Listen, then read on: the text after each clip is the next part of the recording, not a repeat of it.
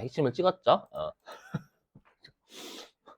네가 선생이네. 네가 알아야지. 왜 나보고 물어봐. 그죠? 여러분들이 어, 자, 보죠. 자, 일단 뭐냐면, 우리가 이제 재고자산의 감모와 평가에서 우리가 이제 저번 주에 마지막에 했던 게 감모다라는 게 재고자산의 기말에, 예, 기말의 수량이 부족한 금액을 감모다라고 했었을 거예요. 맞죠?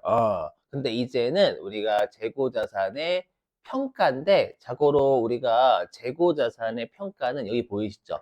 미니멈이에요, 미니멈. 우리가 취득금액과 시가 둘 중에 작은 걸 써요. 그죠? 암기 들어오셔야 됩니다. 취득금액과 시가 둘 중에 작은 걸 쓴다. 자, 암기를 들어가셔야 되고요. 그러면 왜 둘 중에 작은 걸 쓰는지 설명 좀 해볼게요. 자, 그래서 일단은 여러분들이 더 용어 자체를 외우실 게 우리가 재고자산은 취득금액하고 시가 둘 중에 작은 거를 써요. 그러면 예를 들어 보겠습니다. 내가 상품 있죠? 예를 들어 가지고 상품을 얼마 주고 상품을 샀었냐면 10,000원을 주고 상품을 샀었던 거예요. 근데 한 주당 얘가 시가가 12,000원이 된 겁니다. 12,000원. 그러면 얘는 지금 시가가 2,000원이 올랐죠? 그죠? 2,000원이 올랐습니다. 그런데 그럼 이거는 시가가 상승했는데 우리가 지금 사례로 따지면 둘 중에 작은 걸로 평가하니까 시가 상승분을 안 잡아요. 10,000원으로 평가하는 겁니다. 그래서 시가 상승은 기록하지 않는다 이 뜻이고요.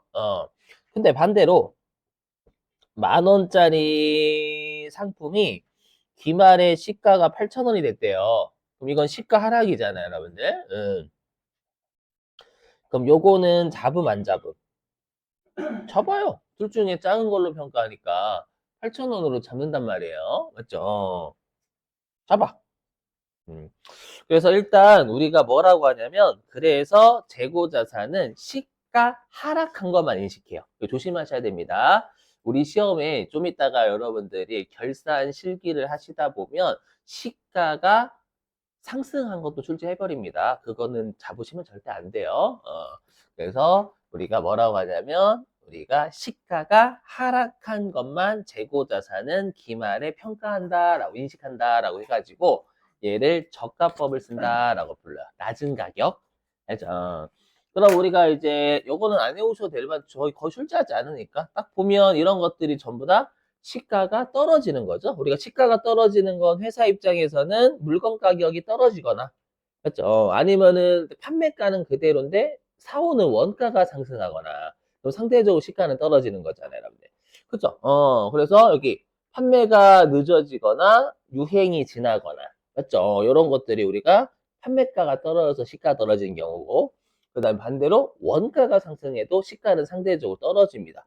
그래서 우리가 이제 요즘 환율도 많이 올랐고 우리나라는 거의 여러분들 외국에서 농산물 수입하잖아요. 그 농산물에다가 원재료 뭐 밀가루 이런 것들 있잖아요. 삼양식 그런 것들 다 수입하잖아요. 수입하다 보니까 환율 요즘 많이 엄청나게 올랐죠. 환율 올랐고 그러다 보니까요. 원가가 많이 올라가지고 그 뭐냐 롯데 그쪽이 적자 났어요. 그 뭐냐 그 어디지? 롯데제과? 그쪽이 아마 조금 많이 이익이 떨어졌더라고. 저희가 그거 파는 또 빼빼로 파는 데잖아요. 코코아 가격이 너무 올라가지고. 그래서 빼빼로 인상해버렸잖아요. 그죠? 아무튼, 근데 또 내리면 또 안 내려, 가격을. 그죠? 그게 문제지. 아무튼, 예. 자, 그래서 이러한 경우가 시가 하락인데, 예, 그러면은 일단은 제가 왜 결론부터 말씀드릴게요. 왜 시가가 상승하는 걸 우리가 인식하지 않는지 설명을 하겠습니다. 뭐냐면 내가 나중에 이 취득금액 10,000원짜리 있잖아요.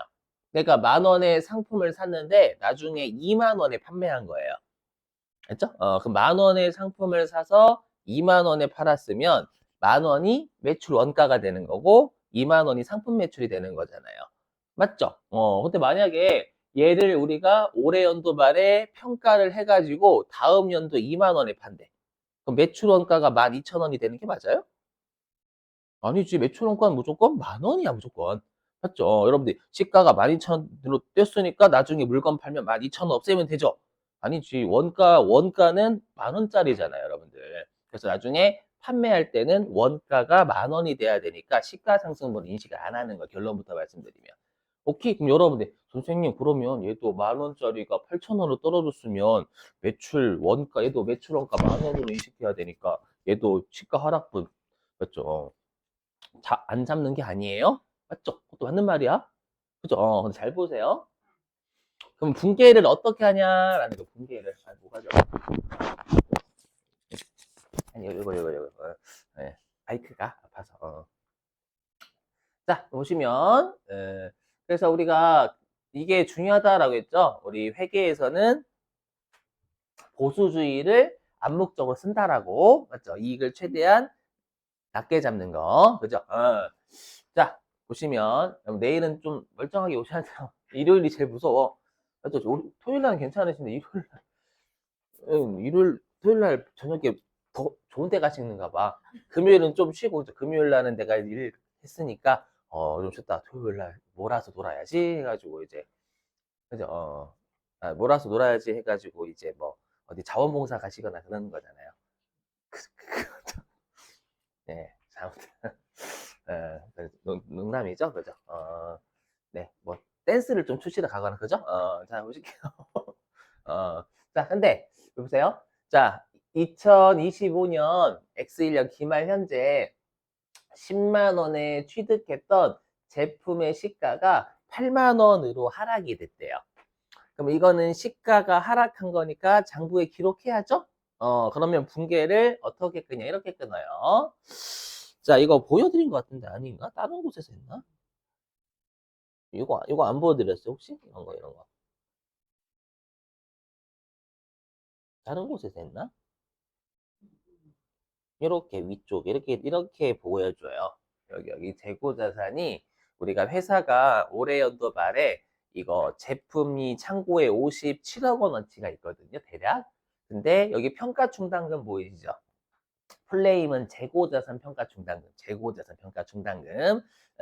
얘가 이 말이에요. 올해 연도 말에 가지고 있는 제품이 57억 있는데 이 중에서 6억은 시가가 떨어져 있어요라고 보고해 주는 거예요. 그죠? 그냥 시가가 6억 떨어졌으니까 그냥 51억 이렇게만 보여주면 그냥 원래부터 얘가 51억짜리 제품인지 아니면 시가가 떨어졌는지 왜냐면 재고자산은 되게 중요하잖아요. 그렇죠? 그럼 여기 원재료도 마찬가지고 26억의 원재료가 있는데 시가가 누적적으로 7억이 까졌으면 시가 떨어졌어 이렇게 알려준다라는 거예요. 그래서 우리가 재고자산은 조심하시기 감모는 직접 깠죠. 간모는 직접 같지만 우리가 가격이 어떻게 된 건 일반적으로 간접 차감 많이 합니다. 가격이 어떻게 된 건. 그렇죠. 그래서 이렇게 우리가 해당 재고 자산의 시가가 떨어졌을 때 차감하면 시가가 떨어져서 차감됐다라고 평가하는 계정이 평가 충당금이에요. 되셨어요, 여러분들? 이렇게 예. 그럼 이 평가 충당금은 분계로 따지면 어디 태생일까? 분계는 무조건 플러스 분계 끊어야 되니까. 대변태생이지. 자산을 차감하는 놈이니까 대변태생이다라는 거예요. 네, 그렇다고요. 자, 그럼 볼게요. 어떻게 하시냐? 그럼 일단 어떻게 하냐? 그럼 계정 과목이 이렇게 재고 자산의 시가가 떨어지면 계정 과목이 차변에 재고 자산 평가 손실이 잡혀요. 이렇게? 근데 보시면 재고 자산 평가 손실은 뭐로 처리한대요? 매출 원가로 봅니다.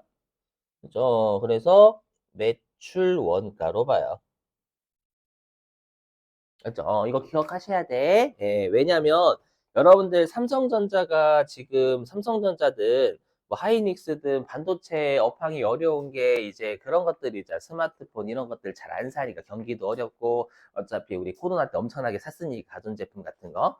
맞죠? 그리고 먹고 사는 건 중요하지만 경기가 빠듯할 때는 먹고 사는 것 이외에 나머지 잘 안 쓰려고 하잖아요. 그러다 보니까 그 가격이 떨어지고 있는 재고 자산이 지금 가지고 있는 랜드나 이런 것들이 디램 같은 거 AI는 잘 팔리지만 그건 기업향이니까 그쵸? 소비자향은 잘 안 팔리잖아요, 여러분들. 그쵸? 그래서 우리가 재고 자산은 판매하기 위해서 가지고 있다 보면 시가가 떨어지는 거예요. 즉, 매출을 얻기 위해서 재고 자산을 가지고 있고, 그거에 따라서 시가가 떨어지는 거니까 매출을 얻기 위한 원가, 희생으로 보겠다라는 거예요. 가격이 떨어진 게. 이해되세요? 그래서 결론부터 말씀드리면 아까 우리가 재고 자산에 나중에 팔렸을 때는 우리가 무조건 아까 위에 있는 사례에서 10,000원이 매출 원가가 돼야 된다면서요. 맞죠? 그럼 어차피 재고자산 시가 떨어질 때 이렇게 매출 원가로 인식해요.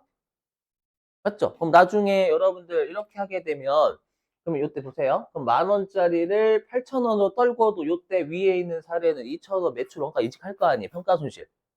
그렇죠? 그럼 나중에 2,000원 평가손실 인식하면 얘는 8,000원으로 장부에 기록되겠지. 그럼 나중에 8,000원짜리가 20,000원에 팔렸어. 그럼 나중에 8,000원이 매출원가 되잖아요. 그렇더라도 올해 매출원가 2,000 잡고 내년도에 팔렸을 때 매출원가 8,000원 잡겠죠.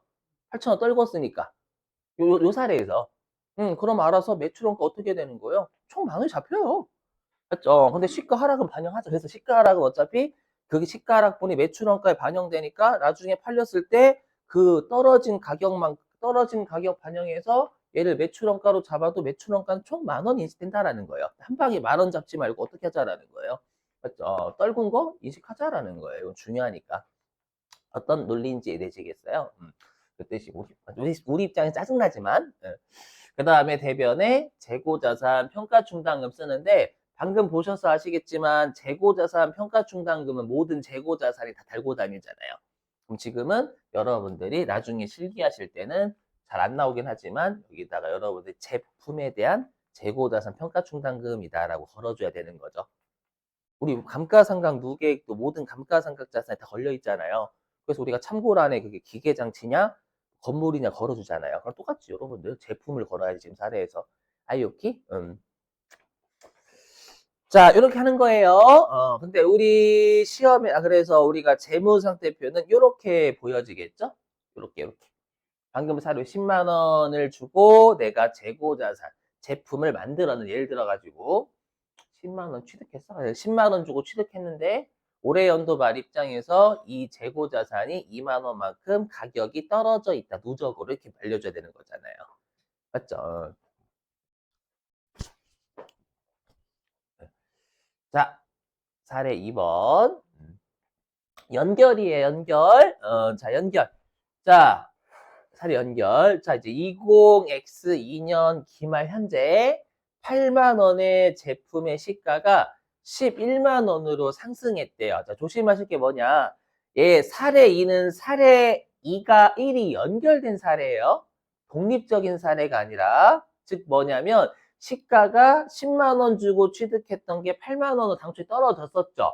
당초에 시가가 하락했단 말이에요. 여러분들 저 불쌍하니까 좀 파이팅 해줘요. 알죠? 나 평일에 너무 힘들었어, 진짜. 내가 그래서 원래 주말도 주말에 수업 안 했으면 좋겠다 이런 생각하거든. 근데 너무 힘들어가지고 주말에 너무 기다리시더라고. 6시에 끝나서 바로 집 와서 쉴 수 있으니까. 진짜. 그러니까 불쌍하잖아, 여러분들. 응, 응. 넌 돈 받잖아. 네, 그렇긴 한데, 금융치료를 받아야 기분이 좋지. 금융치 아직 받기 좀 오래 남았어, 여러분들. 네. 돈이 들어와야 뭔가 하지. 아무튼. 그래서 얘가 8만 원이 11만 원으로 상승했대요. 자, 그러면 이거는 시가가 떨어졌다가 시가가 상승한 경우잖아요. 그럼 이때 인식합니다. 맞죠? 시가가 처음부터 올라가는 건 인식하지 않지만 시가가 떨어졌다가 올라가는 건 인식해야 돼요. 왜? 이거는 저가법이니까 이게 미니멈 취득 금액과 시가 둘 중에 작은 거잖아요. 그러면 얘를 대입을 해보면 얘 대입해보면 취득 금액은 지금 10만 원이잖아요. 근데 시가가 11만 원 됐잖아요. 떨어졌다가 올라갔잖아. 맞죠? 그러면 얼마로 평가를 해주는 거예요? 10만 원까지는. 그럼 10만 원까지는 우리가 시가 상승분 인식해 줘야 되는 거 떨어졌다가 올라갔을 때 맞죠? 왜 10만 원까지밖에 못 올리냐면 당연하지. 맞죠? 나중에 얘가 시가가 올라가면 요 취득 금액이 10만 원이잖아요. 원 매출 원가는 10만 원이 잡혀야 돼. 맞죠? 이렇게 그래서 하는 거. 자, 아무튼 그래서 어떻게 하냐? 이렇게 합니다. 그러면 우리가 차변에 이렇게 해야 돼. 그러면 재고자산 평가충당금 얘가 빵원이 돼야 되잖아요. 그럼 얘가 빵원이 돼야 재고자산이 10만 원으로 복귀가 되는 거지. 맞죠? 근데 우리 재고자산 평가충당금은 2월이 돼야 안 돼요. 됐죠? 자산하고 같이 움직이니까 2월이 된단 말이에요. 그래서 대변에 있던 재고자산 평가 충당금을 차변으로 까면 0이 된단 말이에요. 2월 되니까. 근데 문제는 재고자산 평가 손실이 지금 시가가 회복됐으니까 대변으로 깔 수 있냐? 안 돼요. 왜? 2월 안 돼요. 평가 손실은 매출원가 비용이에요. 비용이니까 얘는 이익잉여금의 감소를 일으키면서 소멸됐겠지. 그렇죠. 그렇기 때문에 대변에 재고자산 평가 손실을 깔 수는 없는 거예요. X2년도에는. 이해되세요? 그러면 어떤 계정 과목을 쓰냐면 재고자산 평가충당금이 원래 2만 원이 있었는데 환입이 됐죠. 그렇죠? 2만 원이 빵이 됐잖아요, 여러분들. 그래서 삼성전자가 실제로 최근에 디램이나 이런 것들이 가격이 조금 올랐대요. 왜냐면 HBM이라고 해가지고 그 인공지능 관련된 그것만 그 회사들끼리 거래하다 보니까 워낙 낸드랑 이런 것들 공급이 없는 거예요. 그러다 보니 수요가 좀 올랐나 봐. 그래서 가격이 올라갔다라고 하더라고요. 그래서 환입시켰어요, 실제로. 시가 떨군 것 중에 일부를. 그렇죠? 그렇게 합니다. 자, 그래서 대변에 재고자산 평가충당금 2만 원 중 2만 원 다 환입했잖아요. 그래서 대변에 재고자산 평가충당금 환입이라는 계정 과목을 써요. 그럼 당초에 매출원가에 가산했죠? 가산했는데 나중에 이게 10만 원, 이게 무조건 매출원가 돼야 되는데 이미 매출원가 2만 원 잡았잖아. 맞죠? 잡았는데 얘를 10만 원 올리면 나중에 얘 10만 원짜리가 팔리면 매출원가 10만 원 잡히니까 매출원가 총 12만 원이 잡히는 문제가 발생하는 거예요. 이해되세요? 그러면 당연히 어떻게 해야 돼? 얘를 매출 원가에 차감해야 되겠지. 그래서 여기에서 가산해서 여기에서 차감하면 매출원가의 효과가 취소되는 거죠. X2년도에 매출원가 효과 취소되는 거잖아요.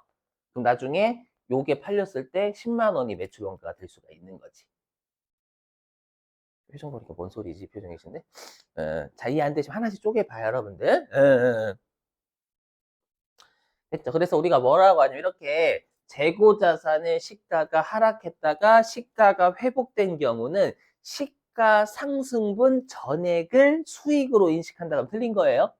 시가 상승분 전액을 환입한다가 아닙니다. 그렇죠. 취득 원가를 한도로 미니멈이니까 취득 원가를 한도로 시가 상승분을 우리가 환입한다 이렇게 되어 있습니다. 아 여기 자 됐고요. 그래서 요거 됐죠 여러분들? 자 그러면 이제 우리가 감모와 평가